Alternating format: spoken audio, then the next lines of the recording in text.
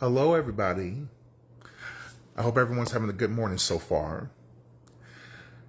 I want to get into a topic, and that is how toxic familial ties can groom you for narcissistic abuse later on.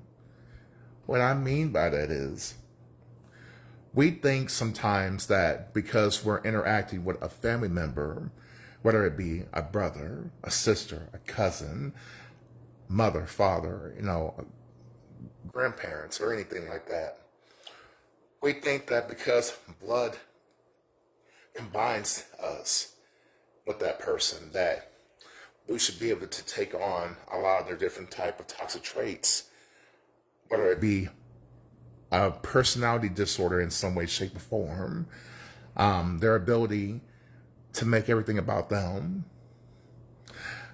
how some family members can also groom you into, unbeknownst to you, can make you go into a mode of doting on somebody or constantly being there for somebody that is obviously showing that they're not really there for you.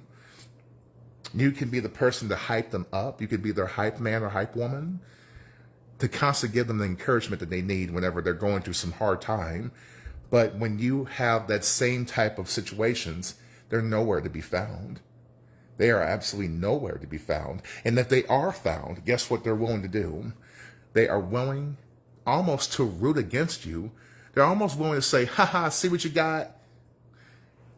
Even though that when they were in that same type of situation, did you try to put them down? Did you try to make them feel a certain way? No, you didn't. You didn't. You were understanding towards them. You were always trying to get them to see the best of the situation that they were in, trying to give them that helping hand, trying to give them the olive branch to see a situation for what it is, if they're being manipulated by somebody, or if they're trying too hard for somebody that's not really trying for them, and you're like, hey, buddy, or, hey, girl, don't you notice that, he or she is not really putting into you? They're not really pouring into you worth anything? Can't you see that they're just trying to trick you in some way? And they may view that, this person that you are helping, this family member may view that as you trying to, say they're a fool, or they may try to take offense at what you're trying to explain to them. But you're not trying to make a fool out of them. You're just trying to look out for them. And you're not going to say, I told you so. You're just going to simply try to help them to evade the situation. And if they don't, if it takes them a little while to catch on because they might be a little slow or something, sure, fine. You'll give them grace. But they do not give you grace. That's the problem here. That is the inconsistency here, is that they don't offer an olive branch for you. They offer criticism, not an olive branch. And when you get to a place to where you finally understand that, hey, this is a one-sided deal. I'm not really being fulfilled in this connection. I'm not really being fulfilled friendship-wise. I call them, they fast forward my phone calls. I go to try to see them, they act like they don't want me to be there. I just need to let this go. And so you may do that. But here's the thing. If you've gone through years and years of trying to keep that bridge from falling apart, from constantly putting nails and screws in it, glue, all kind of things to keep the construction of the bridge fixed and keep it stable between you two, even though you're the only one, you're the only worker on this bridge, the other person, the other family member isn't doing a damn thing. They are somewhere off, wherever, on the other side of that bridge, doing their thing, living their life. But yes, they may come to the bridge real quick and call you whenever they need something from you, whenever they need a pick-me-up, whenever they need somebody to tell them that they're a good person, even though really they're a piece of shit. But hey, it is what it is. But when you decide to say, I'm not going to work on this bridge anymore, you put down the hammer, you put down that glue, you put down everything. In fact, you get damn near close to setting up some dynamite on that bridge and say, I'm going to blow this bridge up because I don't really need it anymore. But here's the thing. You think you're walking away from the bridge, But when you get into other situations to where you're allowing yourself to be open to other people, here's the problem. You spend so much time being groomed of accepting people's bad behavior, of other people's toxic behavior, that you unfortunately can kind of walk into somebody, or you open yourself up for a narcissist to come into your life. If you're looking for a relationship, this is where this can happen, to where you now are not dealing with a family member, but you are dealing with a narcissistic individual that is all about themselves.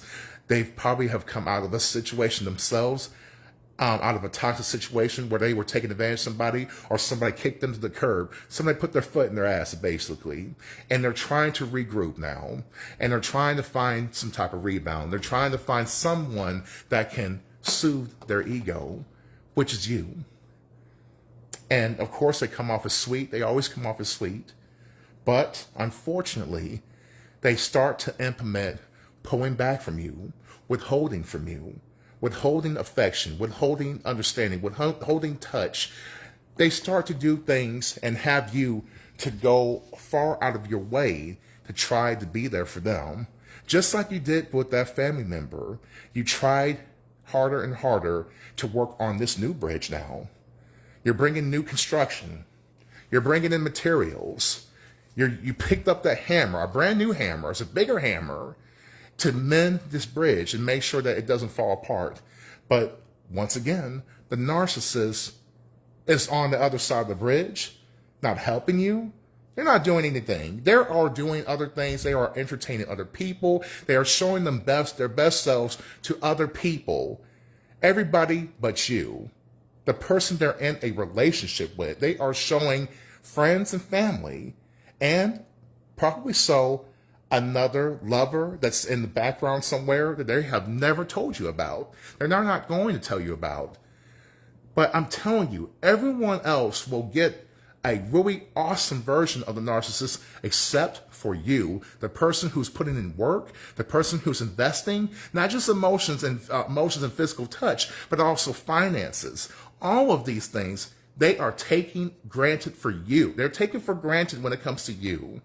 They think that you should be honored to do this, even though they aren't worth a shit whenever you really think about what they're doing to you. And I just want to say something.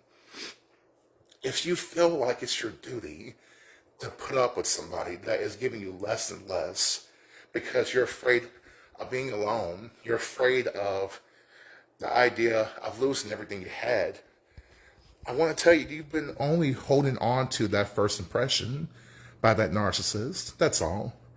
Just like with the cousin, or just like with the family member. That's what I'm talking about. When I'm pulling off of here, as far as how you thought of that familial bond, you probably think about the times when you and that person were on the same page. And that's what helps you to hold on. That's what helps you to keep going to that bridge and mending it and constantly trying to fix it, trying to repair it. You've done the same thing with this narcissist. But I'm telling you, if you get the ambition to finally to put that hammer down, to put the materials down, and say also to this narcissist, I'm done with this. I'm not being served here anymore. There's nothing to really grab from here. I fell in love with your impersonator. I fell in love with the first person I met. But what's been left behind is this other tacky person that is just really cruel, not that nice, who puts on a show for other people, who is constantly worried about my insecurities, but not trying to address any of their own.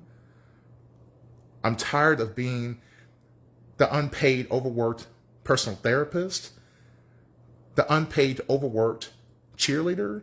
I'm sick of holding these pom-poms for this person who does not cheer for me whenever I have any success, but they want me to stand there in the cheering crowd, dancing and parading, doing backflips, everything for them whenever they have some type of success. I'm sick of this. This is not right. I'm tired of giving my cup of love to somebody and they're taking it and pouring out and then filling up their own cup of love and giving it to somebody else behind my back. I'm sick of going through this. Why am I doing this? You'll start to see that there's a repeat pattern here. The familial tie is the priming force to groom you to be ready for a narcissistic relationship. I'm telling you, I've been through it. I've understood it in its most intimate ways. Close quarters. I know how it is. I know it's how it can be for many of people. But I want to tell you that it's safe. You're able to get out of this. It's possible to get out of these type of situations, whether it be a familial tie or a romantic loving tie with a narcissist. It is always possible to get out of these type of situations. You don't have to sit there and take the lowest common denominator what these people decide they think you should have, of what they decide in their own selfish ways that you deserve, and nothing more. They may be delusional and think that just simply living and breathing around you is good enough, but damn it, it's not good enough. It's not worth anything. It's worthless. And whenever the situation is broken, whenever you decide to go ahead and blow up that damn bridge with them, whenever they decide to leave you or whatever the case may be, and they decide to say the most cruelest, most awful things to you that really burn something into your psyche about them, and it pretty much erases the first impersonator that they ever gave you. It pretty much overshadows all of it. And when you are done with it yourself, you'll start to see that as time goes on. You'll see the patterns. You'll see what you kept on doing. You'll see how you kept on turning your wheels, trying to find some way to maintain an unhealthy connection that it's not meant for the both of you to enjoy. It's only meant for one person to enjoy. And I bet you that that familial tie was the same exact type of way. You just didn't know it at the time. But I'm telling you, what experience you living through these types of things, you will start to see it, especially if you go to someone such as the Divine Truth Oracle, who I go to for my spiritual awakening. My friend also, her name's Jessie. She's helped me to see so many different parallels of what my life has been throughout these years. And I say this, I'm thankful for all of it. I'm thankful for all of the uncomfort times, but there were a little bit of good, happy times. I imagine that they were. That's true. But the thing is, though, the good times were so few and far between with this type of connections that I realized that I don't need to go back to these type of connections. No, I need to strive to really understand myself and love myself. I don't need to have a cheerleader, and I don't need to be anybody else's cheerleader. I can cheer for myself. But if there is some type of good-hearted person that comes on through that can show me that it's not just about one person in the relationship, it can be for both, then all right, I'm sold. Let's get going, baby. Let's walk hand in hand together. But if not, whatever, I can walk and stand on my own, because at the end of the day, I am an earth angel, I am a phoenix, and I keep on rising no matter what. And I hope all of you who may be watching this video, I hope all of you can take the same type of motivation and use it and incorporate it into your own personal lives. All right? That's all I have to say for this video. I hope everyone has a lovely day. Bye-bye.